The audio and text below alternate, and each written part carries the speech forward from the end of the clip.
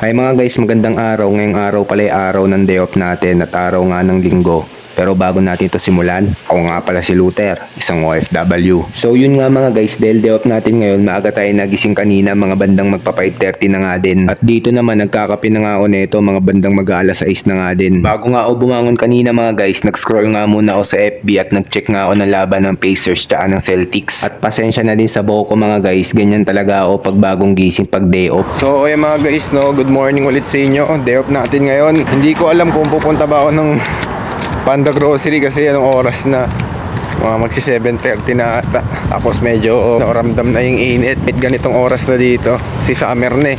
Maglalakad kasi ako guys pagka pupunta ako ng Panda Grocery. Kasi bibili tayo ng chicken breast. Tapos dahon ng ampalaya kung meron. Magmumunggo tayo ngayon. Munggo for today's video. Yun naisip natin na lutuin ngayon.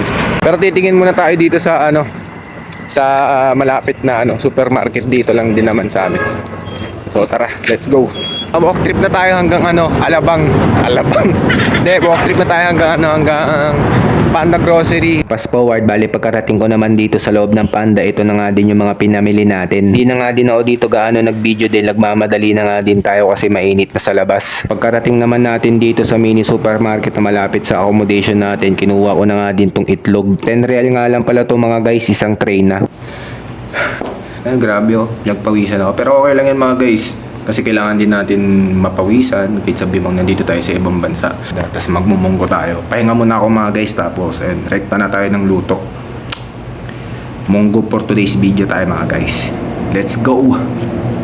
Bali dito nga nagtatakal lang nga din tayo ng munggo dito sa Nissin Cup. Kalahati lang pala ng munggo yung nilagay natin dyan mga guys kasi tayo lang naman yung kakain. Habang pinapakuluan naman natin yung munggo dun sa may lutuan, nilabas ko na nga tong mga bawang, sibuyas, kamatis, siling green, kalabasa, tsaka tong spinach kasi walang dahon ng ampalaya. Tapos ito ding chicken breast. 900 grams na din to mga guys. Tapos nagbili din tayo na itong chicken nor cubes. Tapos sumunod na ito, nag-iwan na tayo ng bawang, sibuyas at ng kamatis. So mga guys, ayan, hindi ko na hiniwa ng cubes, ganito na lang nahiwa para makain natin. Sinunod ko na nga din tong kalabasang hiwain. Hiniwa natin na kalabasa, ganito lang yung hiniwa ko. Ganito lang, cubes lang, maliit lang. Pagkatapos naman natin hiwain yung kalabasa, sinunod ko na nga din tong spinach na pitas-pitasin. So guys, tapos ko na din hiwain yung chicken breast natin. So cubes lang naman yung hiniwa ko. Ito, ganito lang. Ganito lang siya.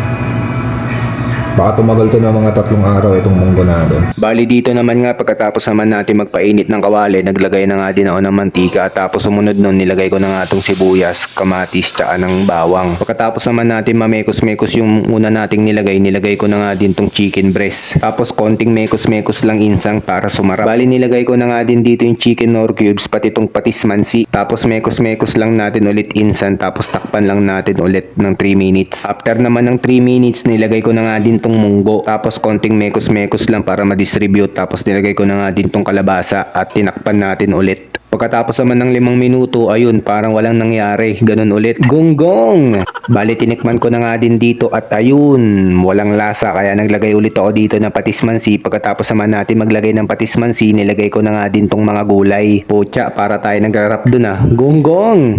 Bali, takpan lang natin to hanggang sa mag-1 minuto hanggang maluto yung mga gulay. Good guys. Lasang munggo. Kain po pala mga guys. So ito yung ulam natin ngayon mga guys. Munggo. Manok.